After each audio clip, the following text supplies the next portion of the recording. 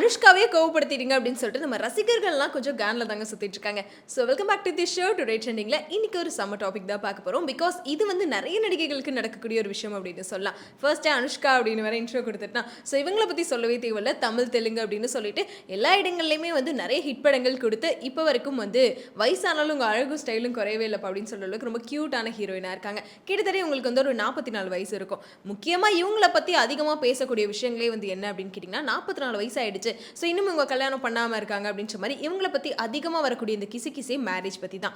முக்கியமாக வந்து பிரபாஷும் இவங்களும் காதலிக்கிறாங்க, சீக்கிரம் கல்யாணம் பண்ணிக்க போகிறாங்க அப்படின்னு சொல்லிட்டு நிறைய ரூமர்ஸ் எல்லாமே வந்துட்டு இருந்துச்சு. அப்புறம் ஒரு கட்டத்துக்கு மேலே இல்லை அதெல்லாம் உண்மை இல்லை அப்படின்ற மாதிரி சொல்லிட்டாங்க. சரி கொஞ்ச நாளாச்சு கேப் விடுங்கடா அப்படின்னு பார்த்தா திரும்பியுமே இப்போ வந்து நம்ம அனுஷ்கா ஒரு பிரபல பிஸ்னஸ் மேனை கல்யாணம் பண்ணிக்க போகிறாங்க அப்படின்னு சொல்லிட்டு ரீசெண்டாக சோஷியல் மீடியாவில் வந்து யாரு கிளப்பி விட்ட பொருளின்னு தெரில, பட் ரொம்பவே ட்ரெண்டிங்காக வந்து சீரியஸான விஷயமா பேசப்பட்டு வந்துச்சு. யார் அந்த பிஸ்னஸ் மேன் நம்ம அனுஷ்கா கல்யாணம் ஆக போதா அப்படின்னு சொல்லிட்டு எல்லா தம்ப்நெயிலும் சரி எல்லா சோஷியல் மீடியாவில் வீடியோஸும் வந்து இவங்களை பற்றி தான் போயிட்டு இருக்கு.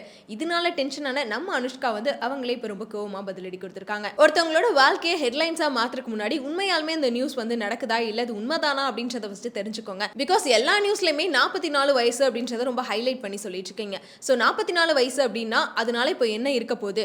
ஒருவேளை உங்களுக்கு ஏதாச்சும் எழுதணும் அப்படின்னா 44 வயசுல கூட இப்படி இருக்காங்க, ஸோ அவங்களோட அந்த நடிகையோட எனர்ஜி அப்படின்னு சொல்லிட்டு இந்த மாதிரி அவங்கள பற்றி நல்ல விஷயங்கள் எழுதலாம். ஆனால் வயசை மட்டுமே குறிப்பிட்டு நிறைய பேர் சொல்லிட்டு இருக்காங்க. இதே வயசுல கல்யாணம் ஆகாம நிறைய நடிகர்கள் இருக்காங்களே, ஆனால் அவங்கள பற்றியெல்லாம் பேசுறது கிடையாது. நடிகைகளுக்கு மட்டும் எதுக்காக இப்படி பிரச்சனை கொடுக்குறீங்க அப்படின்னு சொல்லிட்டு நம்ம அனுஷ்கா ரொம்ப கோவமாக வந்து சொல்லியிருக்காங்க. ஸோ இதை கேட்ட நிறைய பேர் வந்து என்ன சொல்றாங்கன்னா, உண்மையாலுமே நடிகர்களும் சரி நடிகைகளும் சரி சினிமா ஃபீல்டில் வந்து மேரேஜ் வந்து மோஸ்ட்லி 40 வயசுக்கு மேலே பண்ணிக்கிறாங்க. சில பேர் கல்யாணம் கூட பண்ணாமல் இருக்காங்க.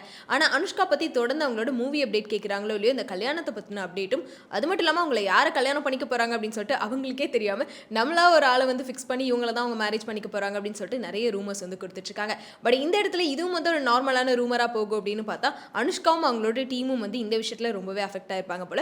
பிகாஸ் அவங்களே ரொம்ப ஓப்பனாகவும் பேசியிருக்காங்க. அது மட்டும் இல்லாமல் அதிகமாக இவங்களோட ஏஜ் பற்றி நிறைய பேர் சொல்லிட்டு இருந்தனாலே ஏஜ் ஷேமிங் பண்ணுறீங்களா அப்படின்னு சொல்லிட்டு ரொம்ப கோவமாக வந்து சொல்லியிருக்காங்க.